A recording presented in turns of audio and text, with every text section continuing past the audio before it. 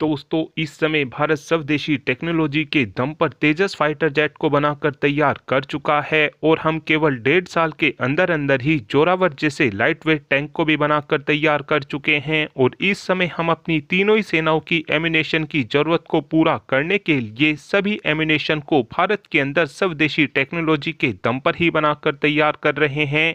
लेकिन अभी भी भारत 2 सेक्टर में काफी ज्यादा पीछे है। लेकिन अब इन दोनों ही सेक्टर को मजबूत बनाने के लिए हमारी प्राइवेट कंपनी मैदान में उतर चुकी हैं और अब हमारी प्राइवेट कंपनियों ने ये बात ठान ली है कि अब इन दोनों ही सेक्टर में भी भारत को पूरी तरीके से आत्मनिर्भर बनाया जाएगा। यहाँ पर मैं जिन 2 सेक्टर की बात कर रहा हूँ उसमें से पहला सेक्टर तो ड्रोन का सेक्टर है और दूसरा सेक्टर इंजन का सेक्टर है। ड्रोनों के सेक्टर की कमी को पूरा करने के लिए इस समय डीआरडीओ और एचएएल हमारी तीनों ही सेनाओं के लिए medium altitude long endurance drone और high altitude long endurance drone को बनाने की कोशिश में लगी हुई हैं। डीआरडीओ पहले ही हमारी सेनाओं के लिए तापस जैसे ड्रोन को बनाकर तैयार कर चुका है। साथ में इस समय हमारा आर्चर एनजी आर्म्ड यूएवी भी बनकर तैयार हो चुका है। इस ड्रोन के अंदर हम काफी आसानी से हथियारों को भी लगा सकेंगे। लेकिन इस समय जो ये हमारा तापस ड्रोन है और ये हमारा आर्चर एनजी ड्रोन है, इन ड्रोनों के साथ सबसे बड़ी परेशानी यह है कि इन दोनों ही ड्रोनों के अंदर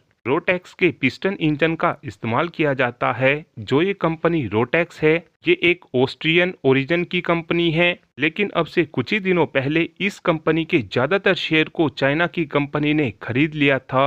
यानी अब रोटेक्स जितने भी इंजन बनाकर तैयार कर रही है उनको चाइना द्वारा ही बनाकर तैयार किया जा रहा है। और आप सभी ये बात तो जानते ही हैं कि हम चाइना के ऊपर जरा भी भरोसा नहीं कर सकते हैं और हम ऐसे ही हाथ पर हाथ रखकर भी नहीं बैठ सकते हैं। अब इसी बात का सॉल्यूशन निकालते हुए हमारी प्राइवेट सेक्टर की कंपनी जिसका नाम जेम एरो इंजन है, इस कंपनी ने park control communication private limited के साथ टाई अप कर लिया है और अब इन दोनों ही कंपनी ने मिलकर एक 2.2 लीटर का डीजल इंजन बनाकर तैयार कर लिया है।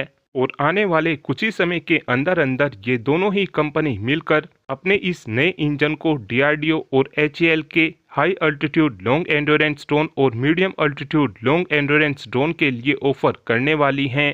और ये नया इंजन हमको इस बार के एरो इंडिया 2025 शो में देखने को मिलेगा। और एरो इंडिया 2025 शो के दौरान ही हमको इस इंजन की ज़्यादा डिटेल देखने को मिलेगी। इस समय केवल इतना पता चल पाया है कि जो ये इंजन होने वाला है ये एक टर्बोचार्ज इंजन होगा जो काफ़ी आसानी से हमारे high altitude long endurance drone और हमारे medium altitude long endurance drone को पावर दे पाने में सक्षम होगा। इस समय जेम एरो इंजन का कहना है कि हमने जो ये इंजन बनाकर तैयार किया है इस इंजन का मेंटेनेंस करना भी काफ़ी ज़्यादा आसान होगा।